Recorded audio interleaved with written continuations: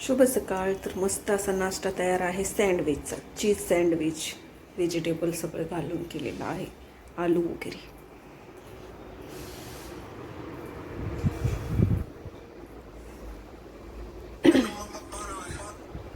T पोळीवर ठेवून खायचा ना.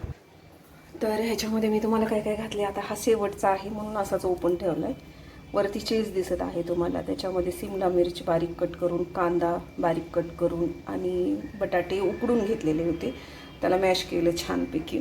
आणि ना त्याच्यामध्ये चिली पेपर टाकला, म्हणजेच अशी मोठाड मोठाड कुटलेली मिरची असते, तेज नसते ती ती चिली पेपर टाकले. आणि नंतर चाट मसाला, लाल मिर्च पावडर, मीठ, धना जिऱ्यांची पावडर आणि कसुरी मेथी असं सगळं एकत्र केलं, मॅश केलं आणि छान असं ब्रेडला ते लावायचं, वरती चीज पसरवायचं, ह्याच्यावरती एक ब्रेड ठेवायचा आणि मस्त तूप किंवा बटर लावून शेकायचे. तर हे मी असं केलेलं आहे. इकडे पण माझ्यासाठी बनवून ठेवलेत, पण मला एवढं जाणार नाही आहे. तर कसं वाटलं नक्कीच सांगा.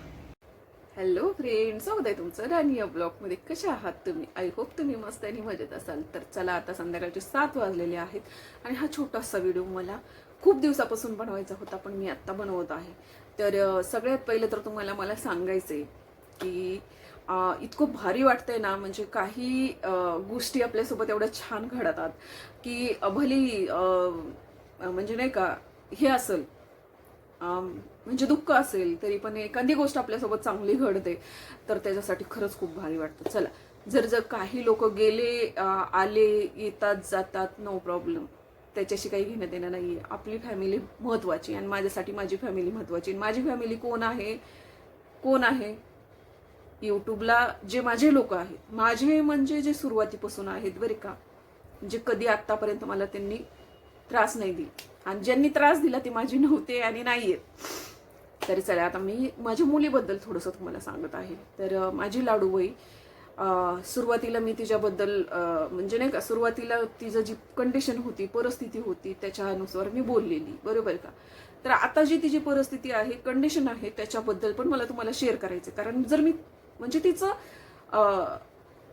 ह्या गोष्टी शेअर केल्या, म्हणजे ती कशी राहती, कशा ह्याच्यात राहती, त्या गोष्टी जर शेअर केल्या, तर जेव्हा तिचं आता चांगलं आहे, तर मी चांगल्या पण गोष्टी शेअर करायला पाहिजेत, बरोबर की नाही.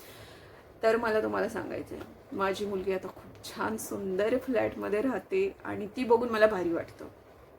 हे बघा, तुम्ही जरी माझ्या जाग्यावरती स्वतःला ठेवून बघा, कुठल्या पण आईवडिलांना आपले लेकरं ही खूप प्रिय असतात आणि त्यांना दुःख झालेलं बघवत नसते, किंवा त्यांनी कुठेही राहावं अशी त्यांची इच्छा नसते, त्यांच्यासाठी चांगलंच विचार करत असतात आणि त्यांना मुलांसाठी हमेशा चांगलं बघायचं असतं. तर तसंच काहीसं माझं होतं. सुरुवातीला ती खूप अशा ठिकाणी राहत होती, छोट्याशा फ्लॅटमध्ये राहत होती, तिच्याकडे सगळं व्यवस्थित काही नव्हतं. बरं, ती नसूनच्या नसून ना, ती राहत होती तिथं व्यवस्थित नव्हतं, म्हणून मला खूप वाईट वाटायचं. पण आज ते सगळं बघून, तिचा नवरा तिला खुश ठेवतो ही बघून, आणि ती पण खुश राहते ही बघून, मला आज सांगावंसं वाटत आहे की तिचं खूप छान चाललेलं आहे आणि कुणाची नजर नको लागायला, बरं का. खूप छान चाललंय, मस्त राहतात आणि मी पण आनंदी आहे तिला आनंदी बघून. खरं सांगते, माझा आनंद माझ्या मुलांमध्ये आहे. आणि मग माझे मुलं आनंदी असले, मला काही घेणं देणं नसतं. बाकीचे कोण काय भुगतात, काय बोलतात, याच्याकडे काही घेणं देणं नसतं. तर मी जर जमलं ना मला कधी, तर मी तुम्हाला नक्कीच दाखवण्याचा प्रयत्न करणार आहे.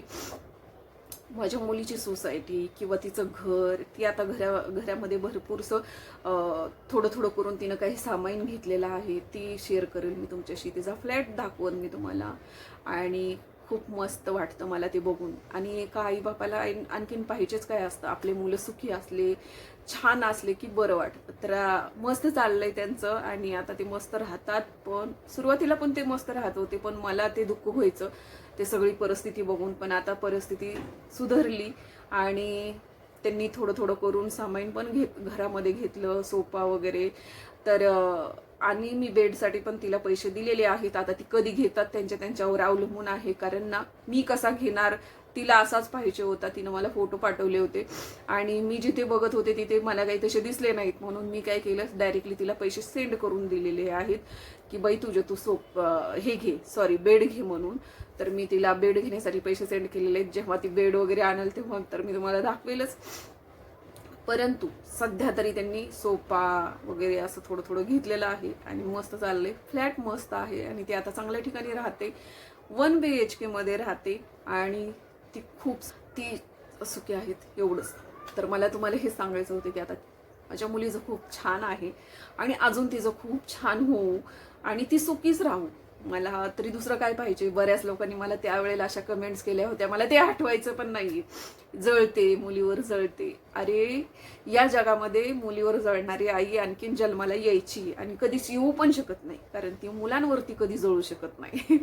तर असो, तुम्ही कोण, मुलगी होता, बाई होता, बाबा होता, मला कोण माहिती नाहीये, पण मुलीवर जळते म्हणणाऱ्यांचं मला खूप आश्चर्य वाटलं. पण असू द्या, चला, मी तुम्हाला वाईट सांगितलं होतं तसंच आता मी तुम्हाला चांगलं पण सांगत आहे की माझ्या मुलगी खूप छान सोसायटीमध्ये राहत आहे, मोठ्या फ्लॅटमध्ये राहायला गेली आहे आणि आता तिच्याकडे सगळं व्यवस्थित थोडं थोडं करून का म्हणा पण सगळं व्यवस्थित चाललेलं आहे आणि ती खास करून त्या मुलासोबत सुखी आहे, सुखानी आहे. मला हेच महत्त्वाचं आहे, बाकी काही नाही पाहिजे आणि खूप छान चाललंय. तर चला, मी कधीतरी तुम्हाला व्हिडिओमध्ये शेअर नक्की करेन. तर माझे रोज व्हिडिओ येणार आहेत, छोटे मोठे जसे जमतील तसे, घरातलं रुटीन किंवा काय. तर बघायला विसरू नका आणि व्हिडिओ कसे वाटतात हे पण सांगा, किंवा मी आणखीन काय चेंज करू हे पण सांगा. तर चला, भेटूया पुढच्या ब्लॉगमध्ये. तोपर्यंत मस्त खा, स्वस्त राहा आणि आपापली काळजी घ्या. तोपर्यंत बाय बाय. कारण आता अंधार पडत चाललाय, पुढचं शूट होणं शक्य नाही आहे. बोलायचं तर खूप काही आहे बरे का, खूप काही बोलायचं आहे, खूप काही अजून शेअर करायचं आहे, परंतु थोडासा ब्रेक घेते. तोपर्यंत बाय.